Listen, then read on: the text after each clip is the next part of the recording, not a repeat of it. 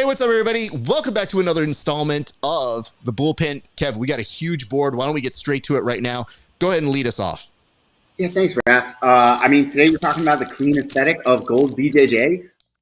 They're phenomenal streetwear they've got. It's not just training gear, guys. You can get streetwear.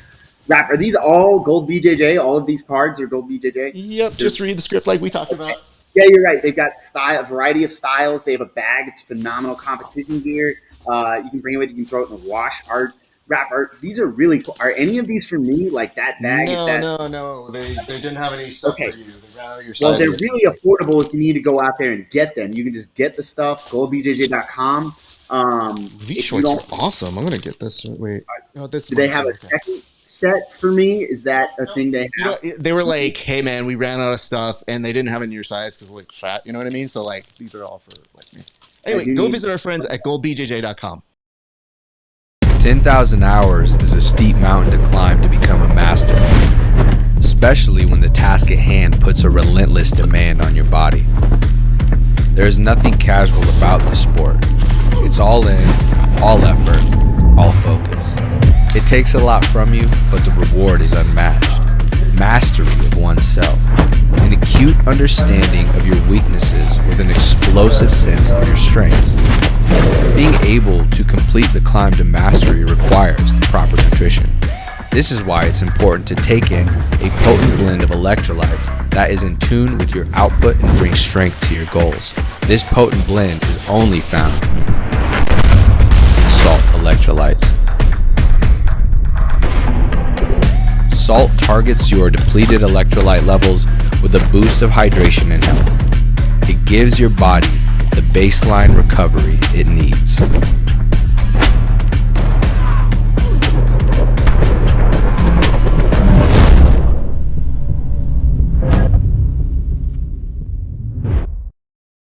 Your BJJ game with inverted gear, where pandas and performance meet. Whether you train in a gi or prefer no gi, we have something for you.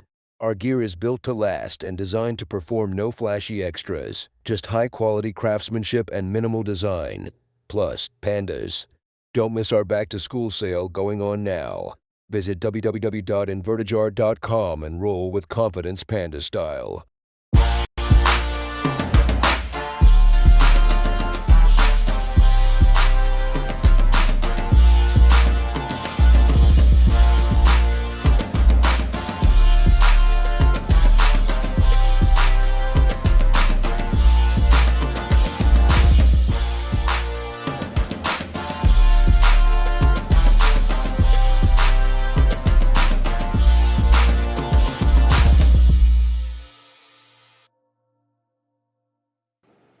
What's up, ladies and gents? It is your friendly neighborhood BJJ podcaster, RAF ESPARZA, coming to you with another live and great installment of The Bullpen, a joint venture between the Grappling Hour and Inside BJJ. I hope you guys are having a great weekend. I'm a little tired. Now, here's the thing. I don't get tired easily. And in fact, I think it's a testament to my ability to show up that I am both exhausted and yet we still have a great show for you. And I know the two other gentlemen on this show are, I'm not going to say tired, but I'm going to say unrested. And I'll start by throwing to my good co-pilot this weekend, a man who crushed it on the commentary and somebody who I had to rely on a lot this weekend. And that's one, Tim Freeman. Tim, how are you doing, sir? What's going on, man? I'm doing fantastic. I'm a little tired myself, but I'm optimistic about getting through the week. I got a short week. I got Friday off, so I think I can pull it out of the hat here and make it happen, man. It's great to be back with you. It's good to see you again, Kevin. Got a great show lined up. Great. Kevin, you also were very busy this weekend. You were cornering in the UFC. What does it feel like to be a winning coach, sir? Man, it's pretty cool. I don't know how many coaches have gotten a corner in the UFC, corner on a main card, and have their fighter win with a performance of the night with a ninja choke. I think there's been less than 10 in the UFC ever. It was really cool. It was a singular experience. It was one of the most epic, especially 4 days. No, we'll talk about it. I mean, we're going to get to that as one of the bullet points of the show, but full disclosure, Tim and I were in the middle of doing stuff, and I look down and I go, "Oh, it looks like things went well for Kevin." And he goes, "How well?" And I go, "Well, I just in looking at it, I was like, is that a 10 finger?" I was like, "What is it?" I go, "I'll have to look at it later." But when you're kind of eyeballing and you go, if I can't tell what it is, it's going to be exceptional. Yeah, it's one of those uncommon subs. You're like, all right, we got to play it back. Well, because you think about it, in most MMA fights, it's going to be like, okay, rear naked choke, arm bar. In a rare case, maybe a leg lock. Those are fairly succinct. This is one where you saw a grip and I didn't have the angle on it, but I had to get going. So I go, whatever it is, I'm sure it was great. Congratulations, Kevin. So I had to charge Tim with the responsibility of looking at it. So I was like, you figure it out what it is, Tim. I'm on to the next thing. So big kudos and congratulations to you, sir. Tim, I should ask this. What did you observe from Kevin's side in terms of what was going on in his side of the world? Well, I went back and watched the fight. First of all, I'm a huge Cody Durden fanboy. I watched him in Nashville when he came out and fought that weekend, and he put on an electrifying performance. It was a great fight. The crowd went bananas for him, even though he's not a Tennessee boy. They loved him, and I've been really checking him out ever since. So I definitely had eyes on the match.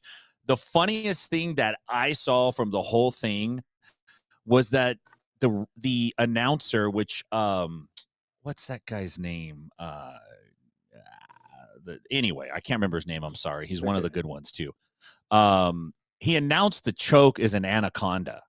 He said with an anaconda finish, and Durden just kind of like made just a slight it wasn't that choke. So that I found that the funniest, man. I do have to say, when we start calling things a ninja choke, I feel like you can just name it whatever you want. Like, I think at a certain point, we start running out of names, or we get into 10th Planet names where you just go like, it's some bullshit that I call. And no matter whatever you call it, somebody else is going to claim responsibility for their system that they invented it first. Yes. So you could literally have called that a unicorn, and somebody would have been like, actually, I invented the unicorn back in 1990. I was like one of 5 grapplers in the world. And you go, okay, whatever you want to say. All I can say is dope AF. Congratulations to Cody. Congratulations to you. Sir, we are short on time, so we're going to go ahead and get straight to the board right now. And I guess it's kind of an extension of where we started at the very beginning of this, which was it was an incredibly busy weekend for the Bullpen hosts.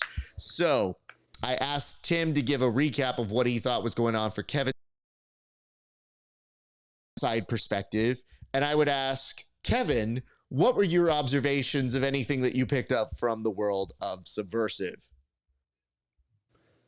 Why didn't y'all get into that fight?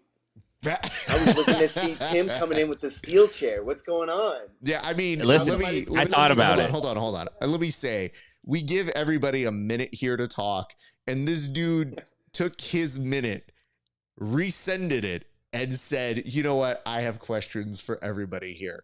So let me do this to you, Kevin. What do you think I looked like when that was going on? I can't decide whether you were concerned and offended or you were leaning in, just eyes lit up like, yes. Well, if you would like to know, it's kind of giving away the little photo preview, but I'll skip ahead here real quick. See that photo in the top right corner? That was me. Because we were so close to landing the bird. We were so close to finishing the show. I had already started going up to people and was shaking hands because I don't get to see everybody on the way out. And I thanked people for their time. And I said, great job, everybody. We killed it. We put out so many fires. Everybody above. Okay. And I stopped. I took a moment. I tried to find everybody and see if everybody was okay. And of course, there was a giant melee to end the weekend, and it was not the ideal way to go. So I'll ask you guys for your interpretations, but let me just say this to be very clear about where I was on it. Not a fan. Also, all I wanted to do was send people home. Like, I wanted to send my crew home on an upper and say, everybody did a great job. Congratulations. That shit put us back. Because after that happened, you still have the champions who are like, well, we still have to do a photo op. And then you have a bar where you're like, that doesn't seem like a good idea to send people there. So let's just kick everybody out. So it was a giant mess of an end of what was a great event. And it is unfortunate that is the way it had to end. If you say so, I mean, I'd be screaming World Star. I think, it was a really great event. The composition of all of the matches, the matches went really well. If you go back and you watch, and sometimes when you mix grappling with combat jiu-jitsu and you don't only put the no-gi grappling matches first, you intermix them, sometimes you get like a tricky product, but everybody brought it. So all the matches were really good. Of course, the production I felt like was great. The venue was awesome on top of the Hard Rock Hotel, downtown San Diego. It was a sunny day, but it wasn't terrible. Like everyone was able to manage. There was a big pool party going on. People were in a great mood. It was packed. Everybody who's anybody in the Southern California jiu-jitsu scene was there, and it was a good time. The melee, well, I like a little roughhousing. I don't like it when it's outside of the competitors. So if the competitors are going to get into it, let the competitors get into it. They're already slapping each other in the face. So, an extra punch or two ain't the end of the world. But when it gets almost out of control, that's when, dudes got to take a step back and consider what they're doing and what this does to the product. But I think overall, it was a great event. It was a fantastic event. The energy was great. The fans were great. And I think Subversive's doing a nice job in the pocket in that niche that they're in right now. I think they're doing a fantastic job. I love EBI overtime with strikes. It is awesome. I think it is the solution to people gaming the system. Even in a no-gi grappling match, they should say, if you go to EBI overtime, there's strikes. That's just the way it works. There's no other way around it. Just to filter out dudes who want to eat the clock up and then try to win in overtime. Overall, I thought it was a great event. Congrats to the champs that won. Noah Chen walked away the middleweight champ. That's awesome. Team FaZe took the team titles home. Congratulations to them. We saw some big matches, man. It was good stuff. So I'm happy to be part of it. If you want the melee, just go watch it. I don't know what to say. Like, watch it for yourself and make your own decision. But yeah, I thought it was good. Kevin, you're more plugged into the internet when it gets into the rowdiness. What has been the collective pulse of what people have been saying about the melee online? I think you have the classic two camps of some of us got into fighting as a sport and we would like it to be professional. We would like jiu-jitsu to be elevated. We would like this to become major league and people to conduct themselves as professionals. And I understand that side. And then some of us got into this as like violence light. And every now and then you're having yourself a beer and somebody goes, hey man, you want a shot with that? And you say, you know what? Hell yeah, I don't have work in the morning. Let's go. Yes. So I think some people are pretty, we all see the hecklers. We see the guy booing. We've all seen the person who doesn't actually compete or isn't actually about what they say, and they like to holler from the sidelines. And we've all wanted to kick that dude like we're Leonidas from 300. So I think you got two pretty strong camps. Some don't like it. We got Wallow saying it makes the show look amateurish, and he's not wrong. Some of us don't care and we like the violence. You got two wolves inside you. Which one you feed? So let's get here then. Where do you fall, Kevin? Because you keep saying some people, and then you kind of look around, and then you're like, but other people, some of us, like, which camp do you belong to? Because I'll tell you this much. I have no interest in getting into a fight with anybody when I walk in. But I think you could ask people sometimes the way I talk to people when they are not doing their job, it shows I'm not short of getting into a fight with somebody. I just prefer to be as professional as possible and just say, like, hey guys, let's just get through this. These are just words. These are just things we need to get through. So where do you fall, Kevin Sherrill, through all of this? It entirely depends on my capacity at the event, what I'm actually doing. If I'm there as a, for example, we almost had a little scuffle during the weight cut. The UFC, there were two guys who had gotten kind of jawed at each other online, and it got brought up while there's 15 people in the sauna at the UFC PI, and I'm keeping my mouth shut because I know when I open my mouth, things start to escalate. I tend to, like, the little smirk comes on, and now people want to throw hands. So I keep my mouth shut because, you know what? Kody's cutting weight. We're not going to brawl in the sauna. Everyone needs to relax. Let's not get involved. But if I'm there as an athlete, if I'm there as a coach, if there's a possibility, as long as there's not a possibility I'm going to lose out on a check or an opportunity, I could be talked into swinging. Okay. I'm probably not going to swing first, but I didn't get into this because it's a sport. I'll be very honest. This is essentially my checklist that I'm trying to figure out the pulse of what's happening with us when we go to PGF, because the last thing I need is for any one of us to have a black eye when we're on the air. And if your brand is handsomeness and you lose handsomeness, I might have to replace you. And I really might have to drop me. You know what I mean? Because, like, what if you're just Kevin Sherrill? It's like, ooh. Yeah. As long as Paul or Ernesto doesn't get into it, I am going to sit back, probably laugh, and look forward to when we break down the fight on one of these events. If Paul or Ernesto starts swinging, your boy's going over some couches. Good to know. I should point this out, though, as we kind of circle around the end of Subversive and move on to maybe even talking a little bit about Kevin's weekend. You know, I just think there's a couple things to learn from this. Number one, perhaps don't treat athletes like circus monkeys. What do I mean by that? I mean, you can be somebody who's going to express how you feel about it, but don't go actively poking the bear or getting close to these people who just got engaged in combat.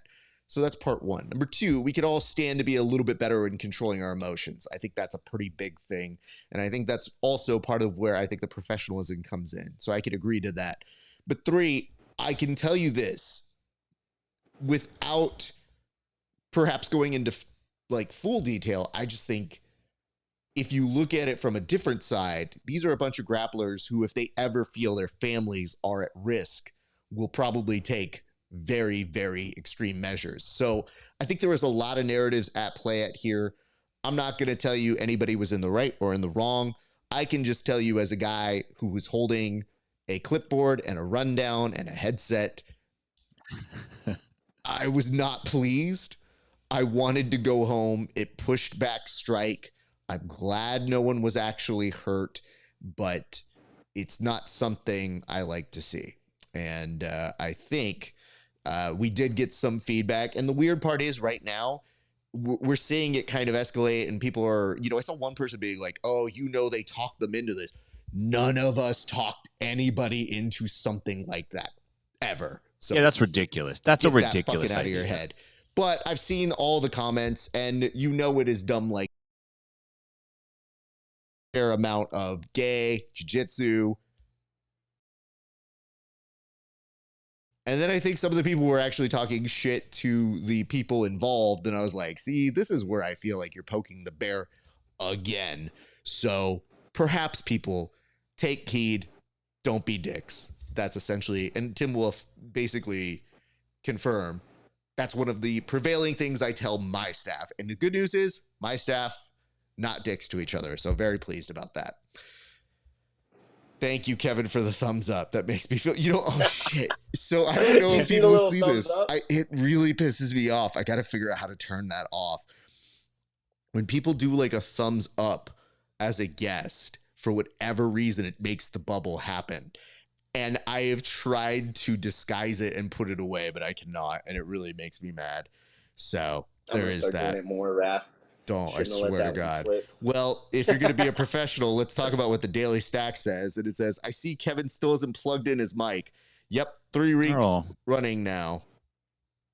Big shock. Busy guy, bro. It's not very hard to do. You just kind of plug in things and test them out. To his credit, he is borrowing somebody's iPad. So it's not like he gets a free pass. But I know what this dude is looking at. Come at 12 a.m. in the morning. He can take 5 minutes to do it. So by next week, he better be on it. Or else I guess now we're getting into a brawl. We're going into the next topic, guys. And here it is. We got into Subversive. We got into the weekend. We should say this, though. Congratulations. We did give props to Kevin. We were very happy about that. But this week, it did seem like there were some major allegations towards ONE FC. And it begs the question, what exactly is going on over there?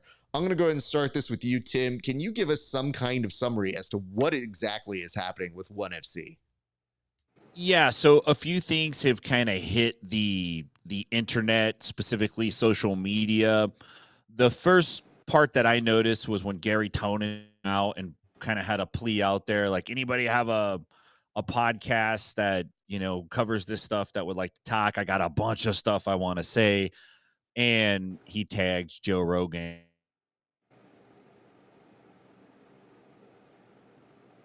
Not too long after that, Buchecha came out and said, hey, I haven't retired. The reason you haven't seen me active for 13 months is they can't get me a fight. If you want me to fight, let them know, say something. So that seemed problematic. And then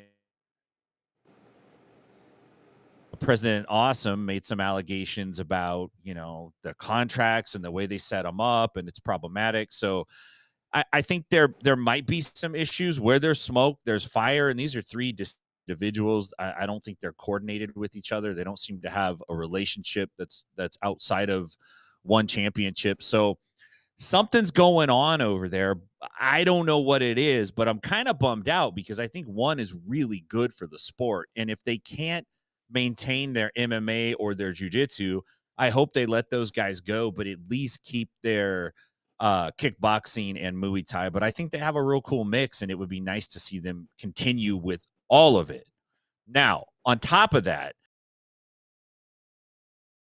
did the broadcast in Denver, walked in on it, and had some words with the chairman, Shatri Sityondong, live. Just did it, and I think we got some screen caps here, and I wanted to see, just get an outsider's perspective. I wanted to see if Kevin could just give us his feedback on what he thinks was going on.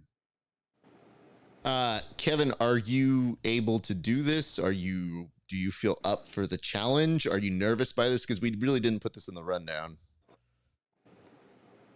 Can you give me the screen caps? I will give you the screen caps. I have been just sent them, so I can do.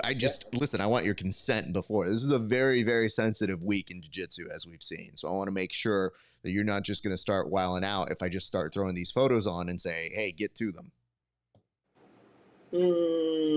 I'll keep it clean, but I'm good to go. Okay, here we go. Here is your first photo. What is happening in this photo, sir? Oh God, he was not up for it. Amazing. There he is. I'll put the photo back up, but that did not bode well for my confidence on this segment.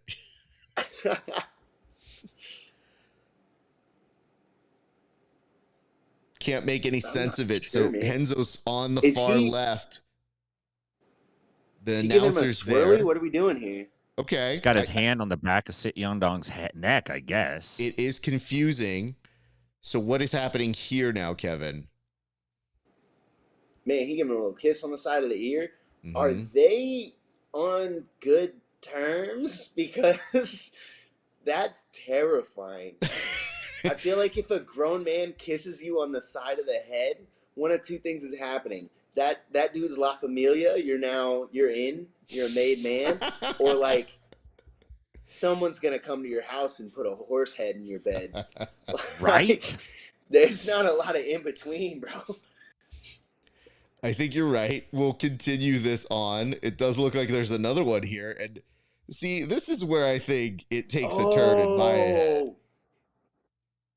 He is La Familia. He's getting a black belt. That's awesome, man. So Made. Can I That's just tell crazy, you this right especially now? with the Gracie affiliate. That Tim found, I think, goes past jiu-jitsu, goes past MMA. Those are things that made me think he was about to be announced as not being the father on Montel Williams. Like, these are some moments where my dude is super relieved, like he didn't catch a stray here. Yeah. And I so shit, what's going on, man? It was confusing for sure. And I'll go to this last one that Tim sent me, although I feel like this one out of context probably is worse, because you probably don't have to have the context here to understand something good is not happening here. But in your opinion, Kevin, what is happening in this particular last photo here? Is he he's standing the gauntlet? You don't run the gauntlet, you're standing it now? Yeah, That's I mean, he's going through the world's smallest gauntlet. Can I point this out? Here we go. This is from Bobby 5G, and it says, he got his black belt. Shaking my head. What's so bad about that? I mean, first of all, out of context, these photos do not play well. Second of all, we're having some fun. Third of all, why are you ruining fun? Thanks, Bobby 5Gs. Yeah, So- we know that he got his black belt. Duh. It is impressive when somebody needs to be the like, hold on, I've got a correction here. I bet they didn't think of this. Yes. Man, don't take it too seriously, bro.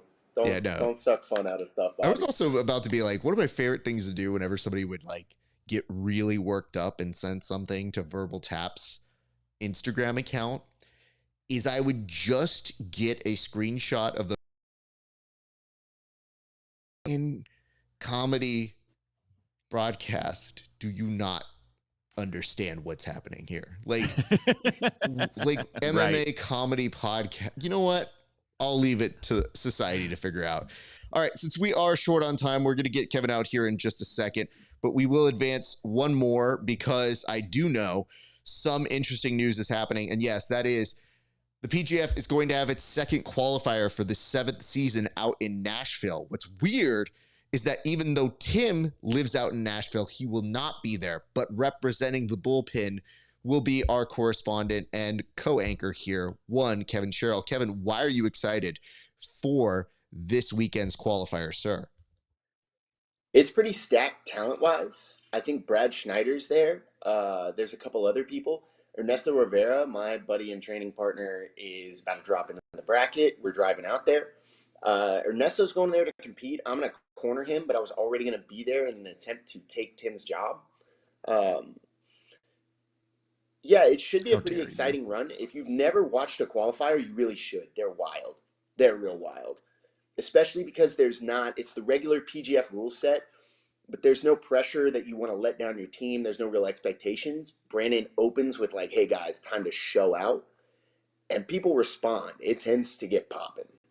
Guys try to be entertaining. They put on a show. They have a good time. It runs real fast. Tons of action. You should tune in. I'm excited. I think Tim's gonna lose his spot. I'm just gonna stay in Nashville after I'm done. Tim, don't come back from Florida. What spot? You're on this I don't know. show. So are you trying to take his gym? Yeah.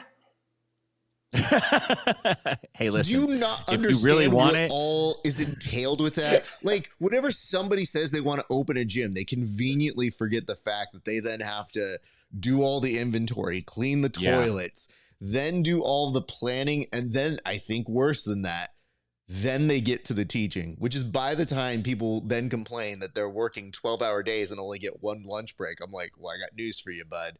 It gets worse when you got to do the whole thing. And somebody says, hey, man, I might have accidentally broken the handle on the toilet. Who should I talk to about that? And the answer is always me. Yeah, the commute alone would be pretty brutal.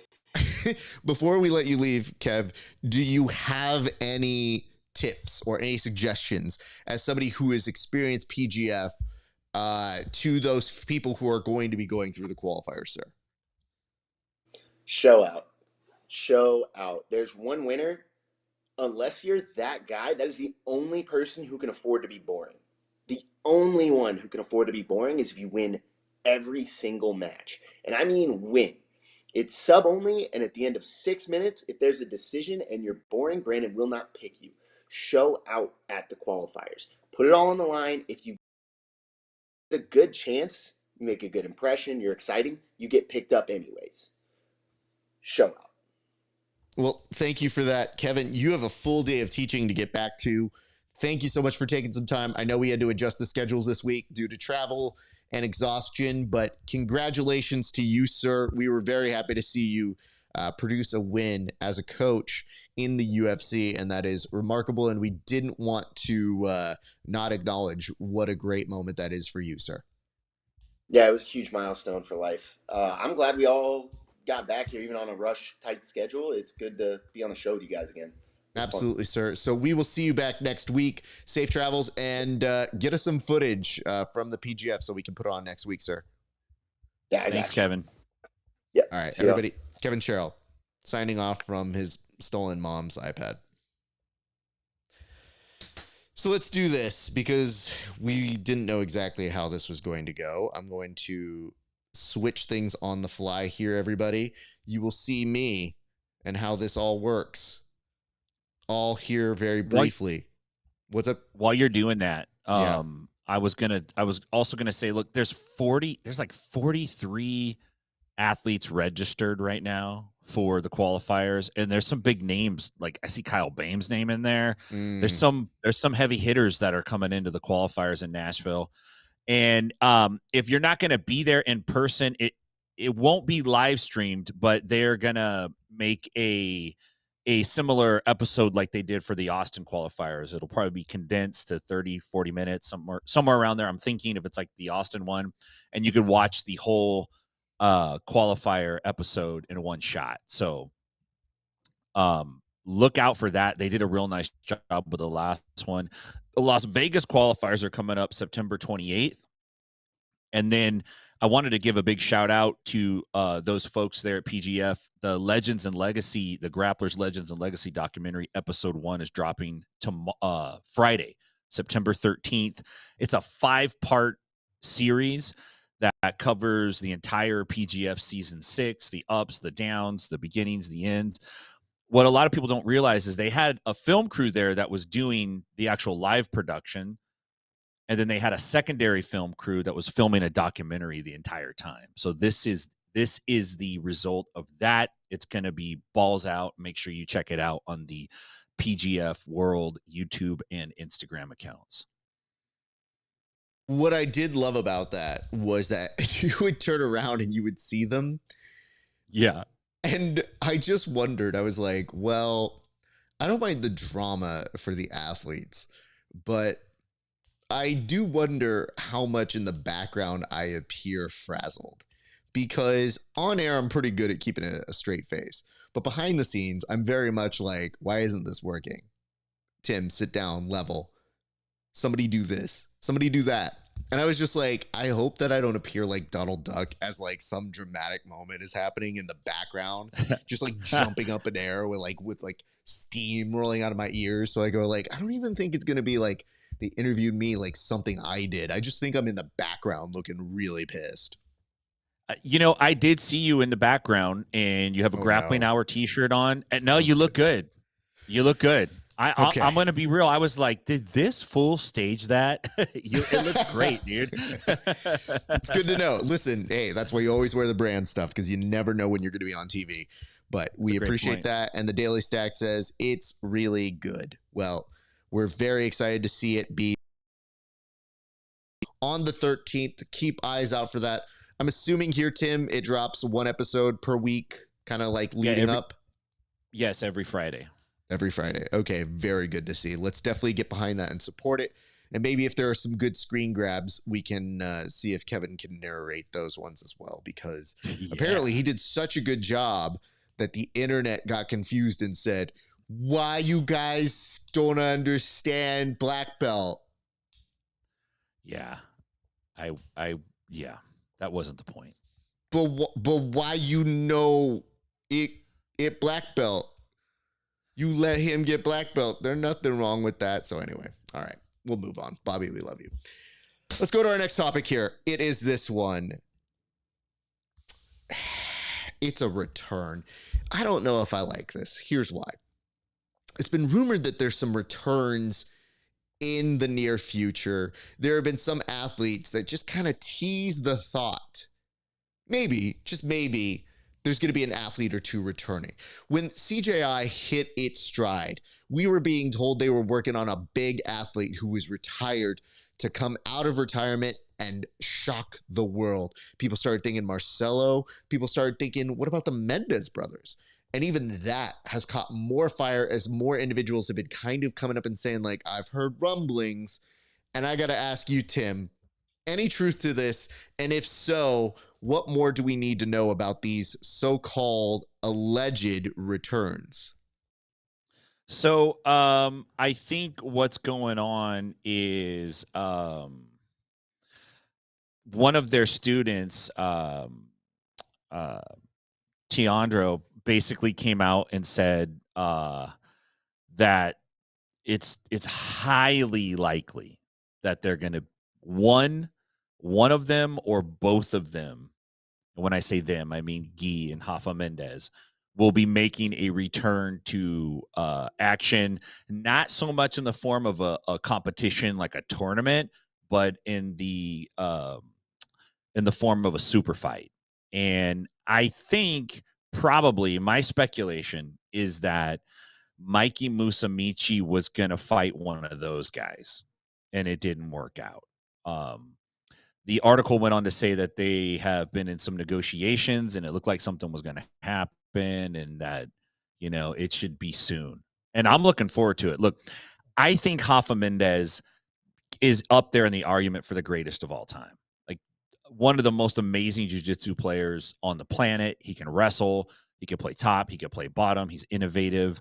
They can transfer their system to other students, as we've seen. And I think the jiu-jitsu world needs him back, man. It would be great. I can't wait to see him. And I hope that he does come back. I hope it's just not bait. And they're like, oh, yeah, get our new AOJ+++. Like, I hope it's not that. I hope it is a real announcement that he's returning to action in the no-gi world. That's what I want to see. Those guys, they see that $1 million, man. That'll get you out of bed. But doesn't this make you feel like it's not like it's a put on, but don't you want to temper your expectations so that you do not get sad? That is my issue. I do not want to get sad about these things. Also, retirement is a lie. Every time somebody says it, I just want to stop them right there and say, stop talking. You don't know if you're retired. You can say I'm taking a long break. You can say the band's going on hiatus. But you tell me you're retired. You better mean it, dude. And listen, I come from a world of watching pro wrestling where retirements come and go. And that the main integrity a pro wrestler has is when they stick to this lie, which is, no, this retirement's for real. And the only person recently who's maybe gotten me to believe it is Batista. Because when Dave Batista's like, you know what? I went out pretty well, and I don't want to ruin that. And you think, do I believe him? And then my man shows up in a smaller outfit. People are worried about his health. You're wondering, how do you go from 300 pounds to Dame Judi Dench size? Like, you just get to the sense where you're like, is he okay? And I think to myself, he's probably okay. I hope he's okay. But he's just smaller from what we knew him as when he was probably very in shape in very different ways. So yeah, anytime somebody says they're retired, it bugs me. And then I have to do this whole song and dance of like, oh, you're trying to say that I wouldn't want the Mendez brothers back on the competitive circuit? Get out of here. We'd take them back in a second. But there's too many jiu-jitsu athletes who play around with this element of, hey, enjoy it while it's still here. When in actuality, it's like, dude, it's in their blood. If you give them the competition, they'll take it. And if the money continues to get better, you're going to see some of these guys looking around like, you know, maybe I didn't mean it after all. Or they say things like, oh, I don't know, things changed. Well, sure, but don't tell us you're retired. You're still going to be training. You're still going to be doing your thing. I had a competitor just this weekend came up to me and said, that's the last one. And I was like, you're 28, dude. No. And he goes, no, Raf, I mean it. It's the last one. I was like, you just go enjoy your win, kid. So I guess what I'm saying to you guys is please be very, very careful with the R word. All of them, I guess I should say. Now that I think it out through. Yeah. All R words, be very careful with. So there is that. Is there any more to that story? Are we good to go on from there? But where do you fall in this, Tim? Well, I want him to come back. I don't know why he retired. There was speculation when he retired it was like an unannounced penalization from the IBJJF. I have no idea if that was true or not, but whatever's going on. By the way, what kind of fucking rule is that? To just be like, you know what? Then retire. Trump card.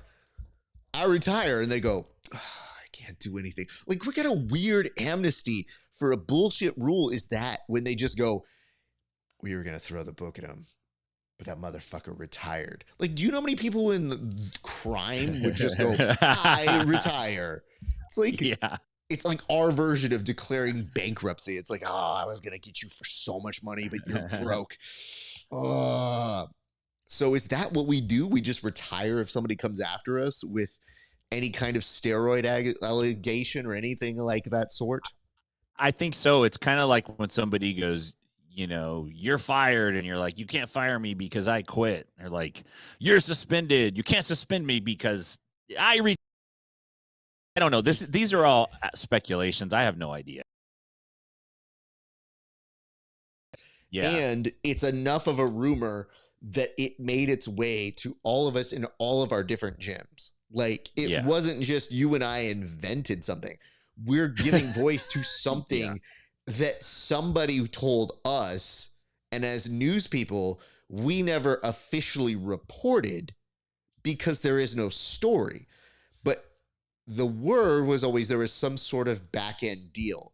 And I think the worst part about jiu-jitsu is there's no real coverage that does media like that in that way. So then it becomes urban legend. So that when people go, well, you know, allegedly they retired, because it's like, we don't know. And if they did retire it, then it's a really fucking dumb rule. And it goes to my larger point, which is I'm just assuming that's not part of the deal. Thus me being like, can we get over this retirement thing? They're great talents. I think it's really weird because maybe it did open the door for some new people to get into that ADCC world because they had such a lock on it. Maybe it changed the game for IBJJF. But I don't know, man. They don't always have to be in the main adult competition set. There are plenty of super fights we can throw at them that anoint the new guard while at the same time seeing what their spectacular jiu-jitsu produces. And even if they want to level out and be like, I'm going to take a few years off, I don't really want to do this anymore. All good. Go do that. But it's when people start being like, and I officially retire at the age of 28. You go, bro. What? Yeah. Bro. There's only one Sandy Koufax.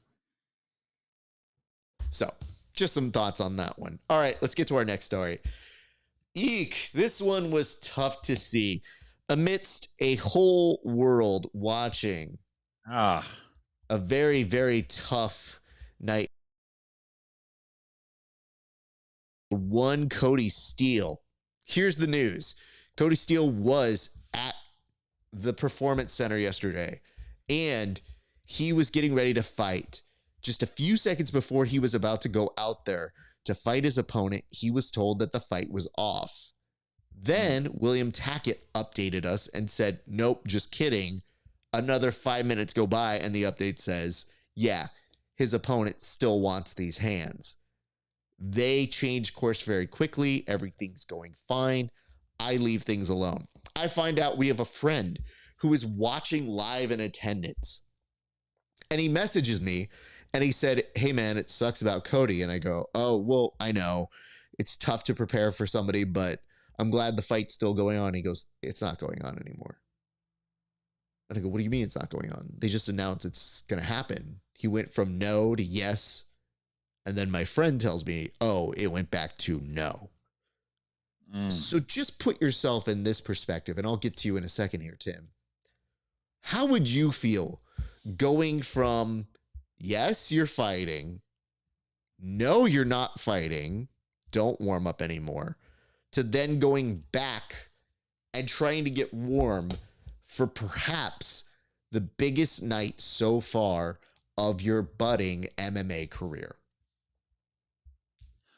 Well, you know, the good thing is, as a grappler, Cody probably has a lot of experience waiting hours on end for his bracket to be called.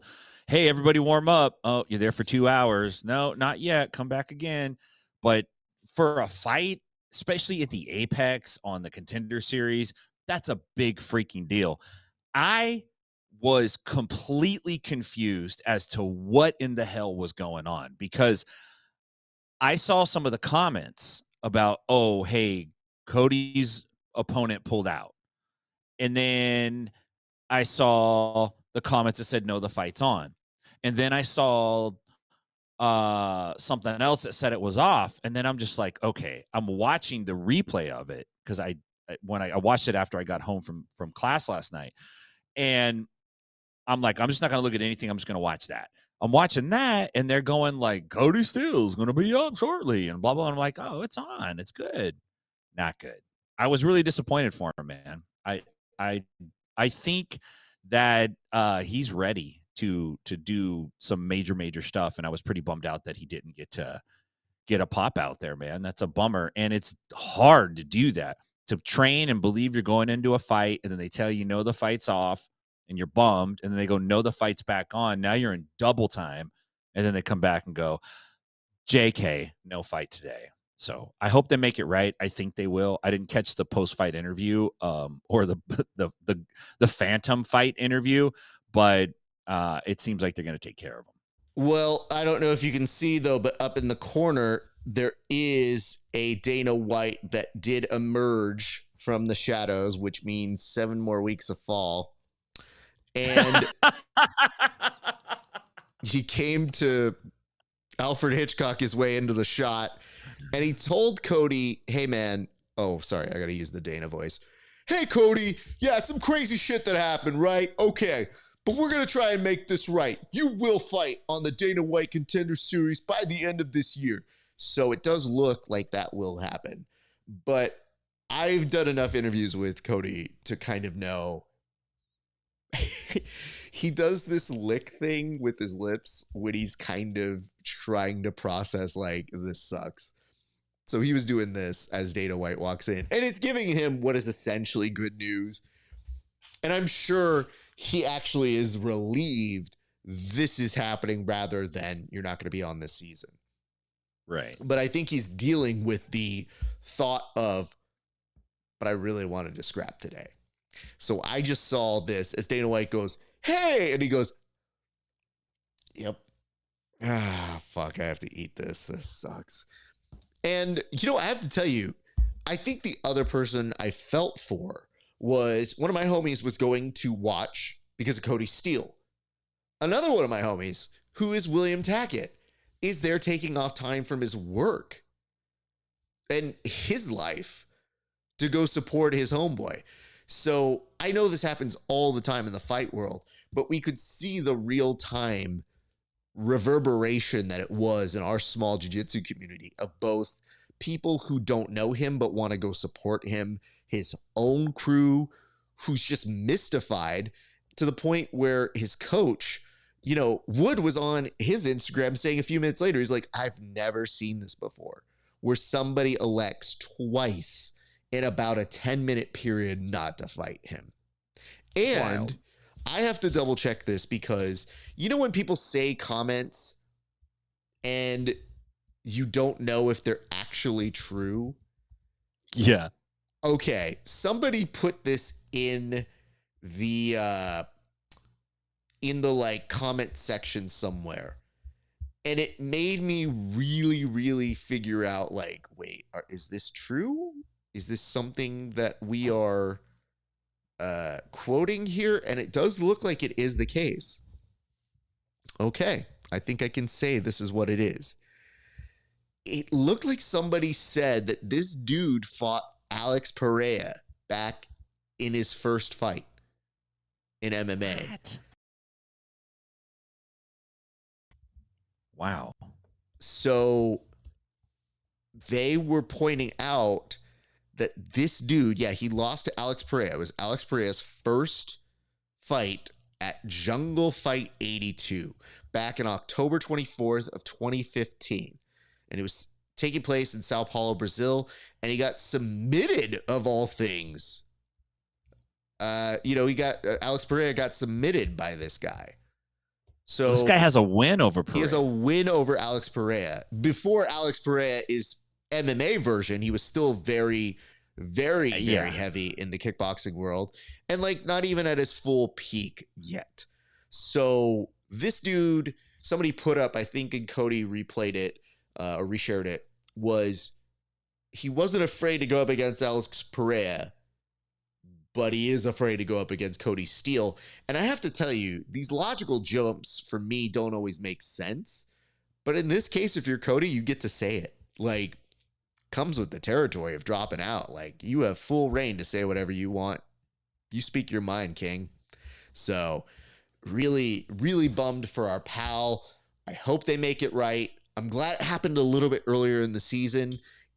But I know that little reaction from Cody was just like, hey, man, this is me wanting to change my life. I'm so close. And I just want to remind him, you are so close. Stay the course. I think good things still are coming. So hopefully all works and resolves itself out. But yeah, bummer. Let's move ahead to our next topic, which I think if we're really talking about stuff that bums us out, you, Tim, were the one to break this news to me as I was driving down and I was watching ONE FC and I was very confused because we talk about the card changing and being subject to change. We all knew that Mikey had to drop out because of weight repercussions. What I didn't know until I was driving down, and I'm not even sure they were saying it on the broadcast because I was watching it while I was driving. You mentioned to me that Mikey ended up in the hospital. And I need you to tell me how you found out, because it was relatively quick after he had posted up that you sent it to me. So what exactly happened to Mikey this weekend, sir? So Mikey, the big news originally was that he was stripped of his belt by ONE because he failed the hydration test.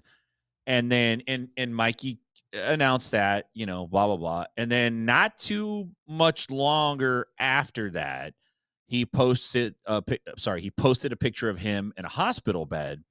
And he had, you know, I can't remember what the medical name is, but more or less he said that he had torn his lung in some capacity. And that the doctors told him if he would have competed, there was a chance that he could have seriously put his life at risk, which is like, look, I bust Mikey's chops, but I like Mikey. Like I still want Mikey to win. I don't want anything bad to happen to him. So, you know, that was kind of frightening. What was crazy to me is he said he did it while he was cutting weight, doing the Rickson Gracie yoga, deep breathing, like rolling stomach thing. Which is insane. I don't know if there's any medical literature on that. I didn't know you could do that to yourself, doing that. I could never breathe like that anyway, but I'm like, damn, that's insane. Like he hurt himself breathing. Right after that, Rickson's name pops up again.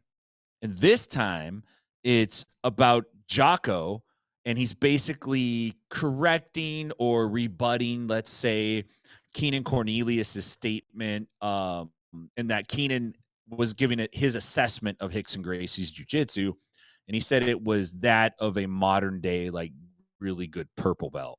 And Jocko was going like, "Yeah, I don't think that's correct. I think you're wrong." Like, wow, Rickson's popping up. 5 minutes later, boom, Rickson pops up again.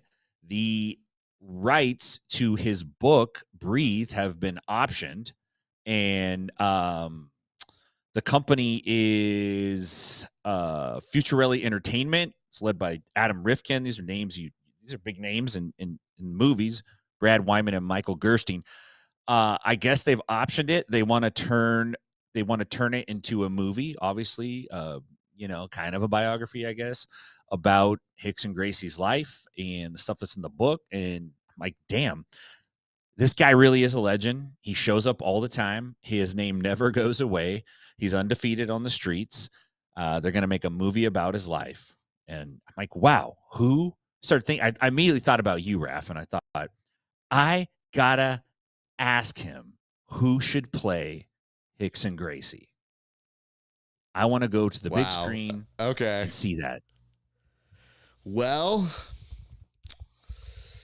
it's a good question that I am underprepared for because it'll bother me if I get it wrong. So give me a second here to start sussing this out.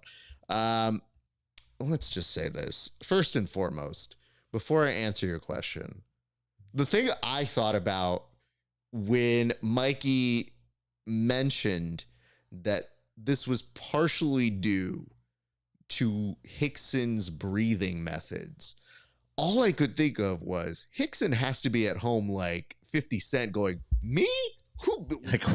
Why are you bringing me into this? Come on, bro. Like, I just thought this dude is so now removed from the current MMA and jiu-jitsu scene and trying to be in the headlines. I have one of his last interviews that was in print, and I was very lucky to get it because he does. I did feel in that moment, I was like, I don't get the sense he feels he needs to do a ton of press, but he was doing it because he was about to launch the Jiu-Jitsu Federation. And I just remembered getting a sense that with him in particular, it's like, I'll show up when I need to show up. I don't have to show up. Yeah. You're right. I got that sense from him too. And I think that's good. I think that is something that is important and relevant. And when you get to a certain status, you can pick and choose where you want to be. And he has all the right in the world to do it. And he definitely has a very good story. So that's why it became all the more surprising to me that Mikey goes like, yeah, man, really bad things happened to me. And you go, man, I feel so bad for him. I hope he's okay. Yeah, I was doing this and it was Rickson's breathing. And I go, uh-oh. Normally you do the song and dance where you go, Rickson, you want to respond to this? Nah. Because it's in the same boat of what you mentioned with Keenan going like, I think Rickson would just be a good purple belt, which I want to believe that Keenan believes. It's just such a weird, absurd statement to make. Like, he couldn't even put him at brown. He put him at purple. Yeah, but I mean, like, I know enough purples that would just get mopped by him, period.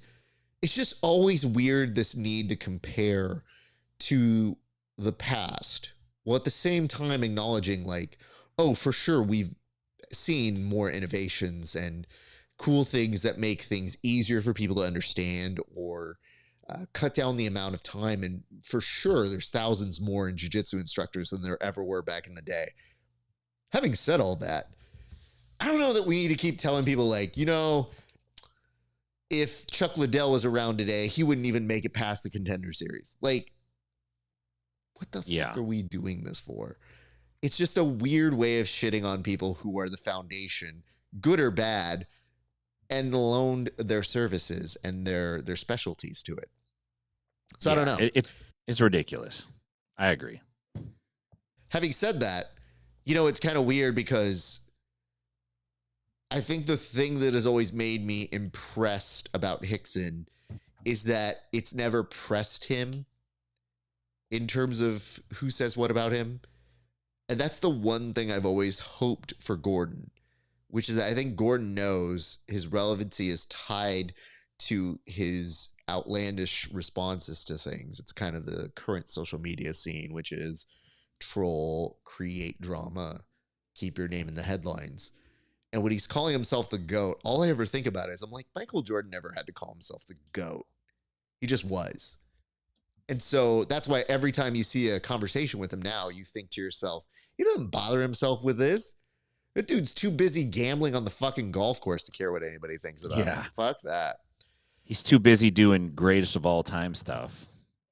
Well, that's just what GOATs do. And I feel like Rickson's, he kind of had that similar path of, I'm just not going to involve myself. And if you want to question 400-0, I don't give a shit. And that's probably the right response, because a lot of us are like, really? Can you really win 400 fights, dude? What about that one? And then you're always trying to find the scapegoat thing. And I'm like, I know a good story, but I don't know what any of this means. So, yes, damn, Rickson's book has a win over Mikey. It does. That is definitely an interpretation of it. I got a couple of picks for actor if you want to hear them first. Please go for it, sir. Or if you want to come up with yours. So I have to be honest here. I got 3 based on his age. I was going to say, are we talking modern Rickson or old school Rickson? Like, are we Michael Jackson-ing it where there's a different actor playing each era?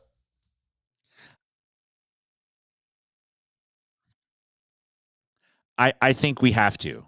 I think that you got to have like, 20s and 30s age Rickson, and then you got to have like older Rickson. Okay, so hit me with I think what I got you it nailed. I noticed. Okay, so the first 2, and maybe some people know this kid, maybe some people don't, but I think he'd be great. I think this is a real pick, by the way. I think he'd be great for a young Rickson. This is a former One Direction band member. His name is Zayn Malik. I think he would be freaking great as a young Rickson Gracie. I like how, I think he'd be good. Not a fan of One Direction, but I think he could nail it. For a adult Rickson Gracie, I think we're looking at like Frank Grillo, like someone like that. I'm thinking somebody who can come in, get in real good shape, and then outside of that, I see my backup started one more time. I just paused it. Apologize for the funky video right here. It should clear up in just a second. So the last pick is the most controversial one, and I want you to hear me out on this. This is the old Rickson Gracie, and this is Rickson who doesn't care. He's not doing anything. He's just chilling. This Rickson would be played, the ponytail Rickson, by Steven Seagal. You know what? I just got a head shake. Any part of this.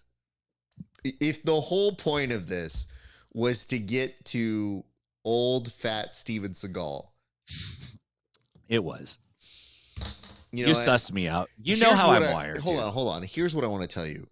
I legitimately took your challenge, and I think I came up with somebody pretty good. Maybe a little off kilter in terms of acting experience, but I think they could hit the stunt choreography pretty well. And I want you to hear me out on this, okay? So we're talking casting for Rickson Gracie, right? What if I were to say to you, maybe we don't have to go outside of jiu-jitsu? Okay. Baby Shark. Okay, I can see it. Playing Rickson Gracie, I think, could be a thing. And what you do is, the only thing is we have to work on his voice, because he has a higher pitched voice than I imagine Rickson does. So I think give me some time to do it, because sometimes when Diogo speaks, and I don't know if it's just when he's trying to speak in English, but that voice goes super high. Like, I think sometimes he has sucked up helium and then he is talking in a higher version of his voice. But I think we could work on dialing it down, especially as a speech coach. I feel very confident about my ability to. But my dude is. Face is part of the casting, and I think we can age him up at least to his like 30s. I think most of the time when people start acting past their 40s, when they're only in their 20s with the makeup, it's like, it's not getting there unless we get some Benjamin Button kind of makeup. But even that shit looked weird. And then just for like true bossery in his older age, maybe what you do is you age him even older than he is, and you get a Robert De Niro in his last like major role, just kind of sitting there being like, you know what it is? I'd take part of my interview that I had with him, which is one of my favorite things. And I told somebody this weekend, one of my favorite things that Rickson told me in our interview was he goes, I don't go watch black belts. I get so bored. I go to blue belts because they still want it and they're insane. And all of their movement is all over the place. And it's just so much more fun to watch. And I thought, you know, you're not wrong. I kind of hear you. Because that was when he was on his like, it just sucks, this modern scene. And you go, I don't want to agree too much to this, but I want to hear him out and I want to hear his perspective. It's always hard for me to like shit on the next generation because it's the same logic that the younger generation does to belittle his credentials. So you go, you know what? It's a very similar rhetoric here, but at his core, what he's arguing about modern black belts, or maybe just black belts in general, is just they're so conservative with their action. That's why people think gi is boring at such a high level, is because they're not willing to take any risks. So I think that is part of what we're looking at there. I thought you were going to say it's because he can't understand modern jiu-jitsu at the black belt level. He has to go down to the blue belt level because he's just a Keenan purple at this point. You know, it's so funny, but Keenan said that a long time ago, and it, like, the way that modern journalism, not even journalism, modern stories gets regurgitated. It's regurgitated in like 3 years to make you forget that he said it, and that it's restated like, remember when he said this? But it doesn't say remember when. It's just like, Rickson, a purple belt in Keenan's eyes. And I was like, Keenan hasn't said that shit in 3 years. And I know he's taking shit for it. And then by the time it makes its way over to Jocko has to come in with like a very wise and sage response to something that's topical news, which is not topical news, but it's made its way to him. And he just goes, I disagree. Thought about it for 3 years. I think Keenan may be over speaking here. Now, I respect him a lot, but how could you speak about somebody like at the level of Rickson, one of our greatest? Yeah. To be at the level of a purple belt, I don't see it. I don't think that's right. I think Keenan was wrong on that one. You go, okay, great. He said about 40 words in about 5 minutes time. Okay, good. I'm glad this was time well spent. So I guess what I'm saying to you guys is this. I think it's an absurd statement. It's definitely something that he might have been saying in jest or just for shits and giggles. But I think weirdly comparing stuff like that is trying to compare what people do in baseball whenever they're like, oh, if I could get those Yankees from the 1920s. And you go, I have very bad news for you. We do not have that technology. And if we did, I think we have some other stuff to do instead. So, Tim, I think we should close that one. But I want to tell you this. The fact that you went Steven Seagal, I was in the... I think I have somebody. I think Baby Shark would be a great casting choice. Why did I do that? I shouldn't have done any of that. Legitimate, like, anger in the forehead if I had Botox. What made me laugh so hard is that you sussed it out so fast. You're like, I think you just did this so you could say Steven Seagal. Like, guilty as charged. Once you hit the punchline, I go, I'm going to go back and look at the footage, but I'm pretty sure my face was here. Okay. And then I put it all together. Like, I knew Kaiser Soze was right in front of me. So I just kind of had to put that last thing together. And I see here it says Jake Gyllenhaal for Rickson. You know, Jake's good at a lot of things, but I got to tell you this much. He was in Roadhouse. And unless you're about to tell me that was an unofficial Rickson biography, not sure he's the guy I want to give the assignment to. But he was able to carry Conor McGregor, who I love that people said he was the best part about Roadhouse, which should go to tell you that Roadhouse is not even a good enough movie to hate and love. And I hate and love a lot of movies, but I watched that movie like it was a chore. I finished that movie. I think I had to stop with like 20 minutes left. My wife and I had to do something, and she goes, "Why are you so mad?" I go, "I have to finish this fucking movie." You know, speaking of hate and love, I think you're right. I hate the remake, love the original. Of course. Patrick Swayze all day over Conor McGregor. I mean, for sure, but people were complimenting Conor, and they're like, "Man, he knocked it out of the park." And I go, did he? Or was it just so bad that the managed expectations were he didn't stop acting in the movie? Like, if that's a thing where you don't sell out the movie and you just go criminally insane in your brain, are you acting? Is it just that terrible? Because everybody else around him is super garbage. And even Jake is like, dude, this is kind of embarrassing to be in, but I want to get through this. So they're that. But man, that one hurt to see property eyes like that one. Let's go to our final topic here, Tim. And that is, it is time to get toward our fight. Now, listen, I know a lot of you now are getting to this point where you're actually starting to submit fights you want us to watch. And I'll tell you this much. If you guys want to continue doing that, we're all eyes and ears for it. However, I urge you, one, try to get your entries in as soon as possible, because this show works like this. If I have already made the board has been decided. Like, it does not go backwards. This train has no stop button. And I had friends sending me clips so sweetly saying, "Hey, what about this one?" And I go, "It's too late. We've already gone." And it's not because I don't want you to submit them. It's just, hey, the day is now. So we're going to have to come up with a process.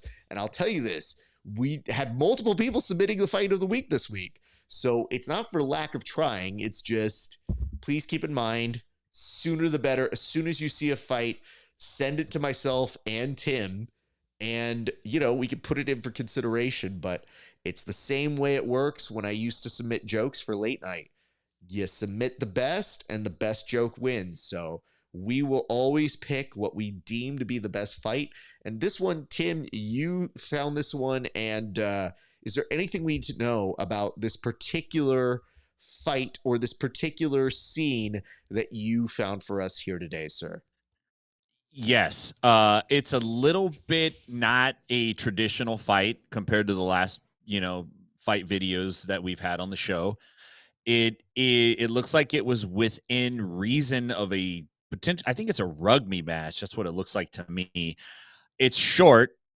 It is jam-packed with treasure nuggets galore. And there's so many things happening. As soon as you see something, you're like, and then that happened, and then that happened, and now they're doing this. It's just one after the next. I couldn't resist. And I think I sent you the video. It plays regular speed, and then immediately it goes to a slow motion review because it's just too good to not watch that way. So before I cut to this as well, is there any notes that you want to say about this over the other submissions that we Oh. received over the week, sir? Yeah, the other one, the RAF is right. So once the board gets cut and the videos are selected, it's like, can't get that one. The other one was fantastic, though. And like RAF said, I encourage you to get those videos in ASAP, because the sooner you get them in, the sooner we can look at them. And then we can make a selection. So thank you very much. That was a dope one. Looked like a fight at a Raiders game, which big surprise. But but we had already grabbed this one. But thank you for that. Keep them coming. We will definitely shoot them out there in the future. And I think we had 2 different football ones. So shout out to the Daily Stack. Shout out to Brian. I think you guys sent different variations of different NFL fights. And I should tell you this.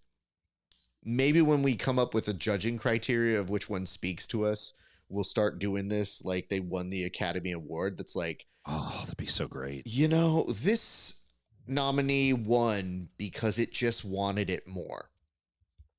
So this fight in particular, insane. Tim, I'm going to put this up here and I'm going to let you narrate it, sir.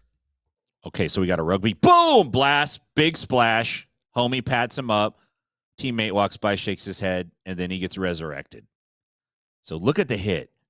A gigantic hit. Now, totally unnecessary. He launches himself, and splashes the dude. Full contact. His buddy comes in, claps him up. Here comes this goon right here. Look at the goon right here coming in. He's going to bump him up. He's just looking at him. He's like, what do I do? Now, teammates walking by with the yellowish orange hat here. And as he shakes his head, Jesus comes into the scene and resurrects the dude. So let me kind of tell you why I was good with this one and you picking this one. First off, you're right. It does go past the regular definition of what we consider a fight. I just felt like it was a little sad in the sense that one person didn't really get to fight back. Having said that, I want to give you my interpretation of what I saw here. All right, here we go. Let's start with this. I want to go back even further. Let's legitimately look at it from the first second. Because when I see this here, not only does he land it, but the slow motion helps us. He gets it, he gets clocked, and then he does the Ultimate Warrior splash on him. Like, legitimately just look at this. Belly flops onto him. Now, the boy who's clapping behind him is a great hype man for a number of reasons. But for him to come in a clutch moment and say, like, that's my guy, that's my dude. It's one thing to say that for the hit, but I think it was for the stinger splash on the floor. Yes. Like, there's a frog splash. That's a tadpole splash. And when he hits it, the best part is there's no pretense. It's literally like no knees to chest. It's just and womp. So when he falls down on him, some people in our country might call that unnecessary roughness. The dude who's clearly clapping for him says, nah, that the Kermit headgear behind. He just shakes his head. He's just like, just another day at the office. Hate to see it. God damn. And no one here has the wherewithal to think this is bad for business. Like, this play has been done for the last 10 minutes. And that dude is clearly knocked out on the floor.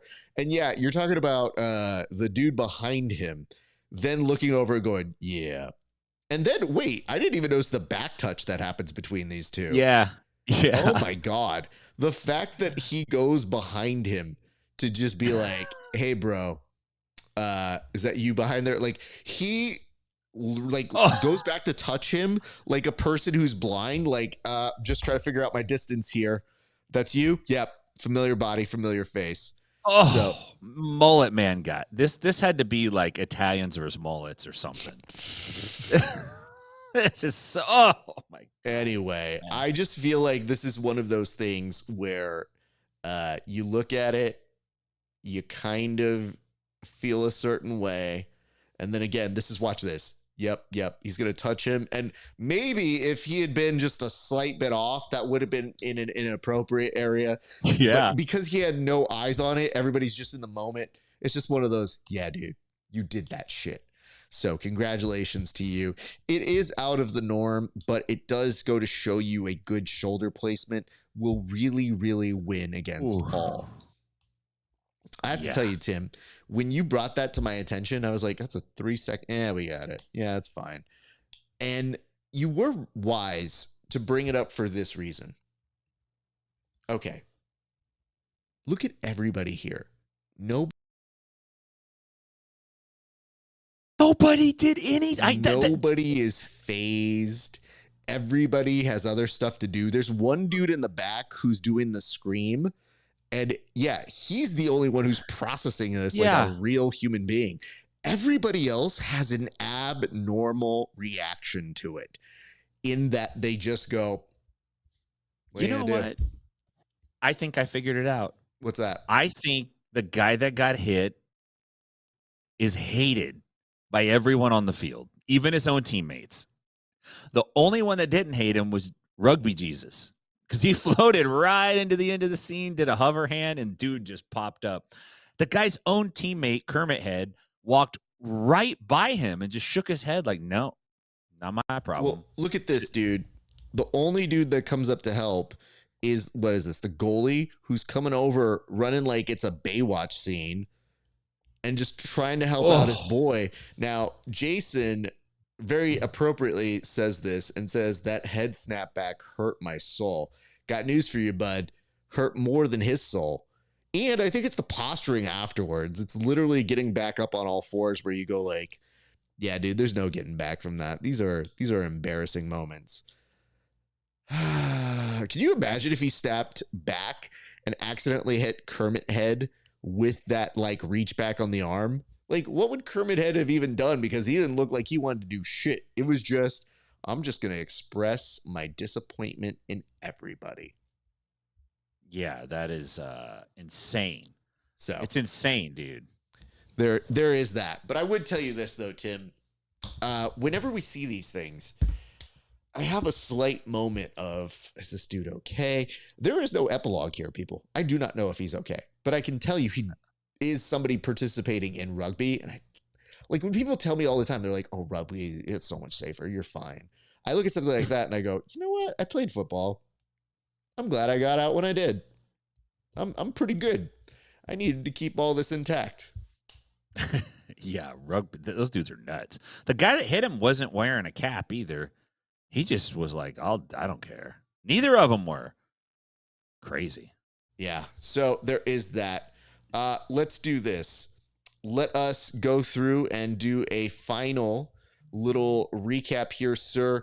I'm going to go ahead and throw to you, and I'm going to let you go ahead and close out and tell people where you can find you, sir. Hey, what's up? You could find me at Inside BJJ on all of your favorite social media platforms and outlets. If you want to check us out on YouTube, Inside BJJ, you could watch all the podcasts and all that stuff. If you want to subscribe to our Patreon, go to insidebjj.com/Patreon. It's just a bunch of weird stuff that I like to do. And that's what you're going to get. And you should subscribe because you're going to see a lot of cool, weird stuff. Outside of that, I won't be in Nashville this weekend for the qualifier. So if you come out, make sure you sabotage KEVIN SHERRILL. He's trying to take my job. Not cool. I want to remind you of what Tanya Harding did to Nancy Kerrigan when she tried to take her job. Just saying. Outside of that, I'm stoked to be back, Raf. It's awesome to see you. I'm looking forward to PGF7 and all the other cool stuff we got lined up, man. Can I just say, we need to be very clear about this whole concept of taking somebody's job, because whenever we talk about the idea of taking somebody's job here, it's not what I think the guys think it is. Like, it's one thing to say I'm trying to replace you or I'm coming for this. Like, at no part in coming for somebody's job is the same thing as coming for your academy. Like, just say you're coming for the academy, because then I understand it a little bit more. Like, he's already on the broadcast team. So I thought he was assuming like he wants to control the board. Yeah, he wants it all. He wants the editorial aspect of the board. Well, I mean, it might hurt a little bit to do the work because he could do more than one topic a week if he wants responsibility of the board. Other than that, he's coming for your academy, sir. And I think there's some people who don't understand that a lot of us on a bad day, and I don't even own a gym, would be like, okay, the gym's yours. I still own it, but you could have it the day to day. You're the owner and operator. Congrats. Yes. If you want to take on my American Express card as well for the academy, you can have that too, Kevin. You get it all. You get all of it. You get all of it. So. You know what it is? Is it somebody who goes to the chocolate factory and has no idea that Willy Wonka's like, God, I'm waiting for you to take this debt. Oh man, you have no idea how much the chocolate factory is in for. Oh my God. I did not go over the financials for the chocolate factory with you. Also, the Oompa Loompas union, not happy with you right now. So there is that. All right, Tim, I'm going to say bye to you off air in a second here. But my thanks to you. And again, Tim, way to do an excellent job this weekend from start to finish. An excellent addition to the Subversive team. I'm so happy to have you on board. And for those of you who are wondering, yes, there is going to be another Subversive. That's going to be November 22nd. So the order of operations for us is going to go PGF that week of November 3rd through the 8th. And then I get a short reprieve, and then it's back to business for Subversive Fight Club. And that is going to be taking place in Rancho Cucamonga. There's going to be some more details coming very soon about that. But Tim, excellent work. I'm very happy with all the stuff that you did. And it was great just hanging out and getting to work with you again, sir. Awesome, man. It was an awesome time. Thank you for going to bat for me, man. I appreciate it. Always, sir. You deserve it. All right, you guys. Let's do this before we circle on out of here. Thank you so much. Like, comment, subscribe, not just my page here at the Grappling Hour, also at Inside BJJ. We want to support our friends. You can also do us follows. You can find me at the Grappling Hour. You can always send me notes. You can always send me entertainment or things that you are enjoying. I don't mind that. You can also go and give us some love on Patreon. So that's patreon.com/Grappling Hour. Every bit of support you guys give me on there buys me something that goes directly into the show. For example, I just bought some new lavaliers that plug into my wireless Go's, so that way I can do more content where I go out and talk with people. We want to do more interviews in non-traditional places in the near future, and even some stuff where we're training on the mats with some of our guests. So look out for those things. Last couple of reminders, you can also, in addition to like, comment, and subscribing, if you haven't seen Subversive yet, there are some great matches. I would highly suggest that you guys go check those out. You can also find us on every single platform. That's Apple Podcasts and Spotify for your boy here over at the Grappling Hour.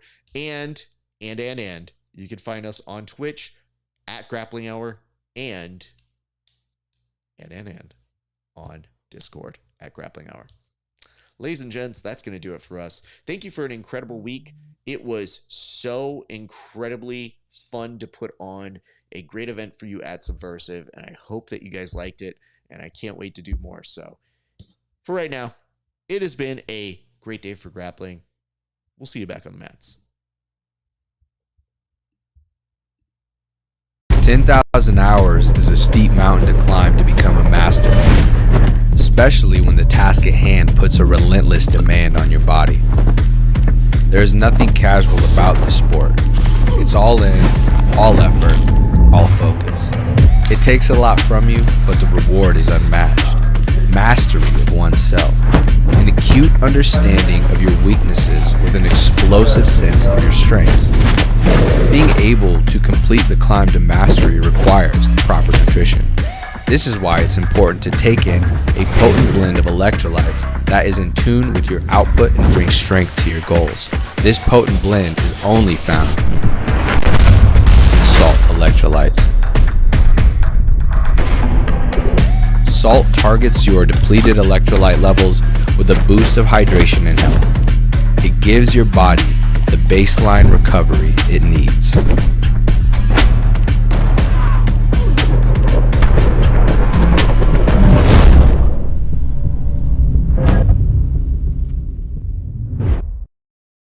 What's up, everybody? Welcome back to another installment of the Bullpen. Kev, we got a huge board. Why don't we get straight to it right now? Go ahead and lead us off. Yeah, thanks, Raf. Today we're talking about the clean aesthetic of Gold BJJ. They're phenomenal streetwear they've got. It's not just training gear, guys. You can get streetwear. Raf, are these all Gold BJJ? All of these cards are Gold BJJ? Yep, just read the script like we talked about. Yeah, you're right. They've got a variety of styles. They have a bag. It's phenomenal competition gear. You can bring it with. You can throw it in the wash.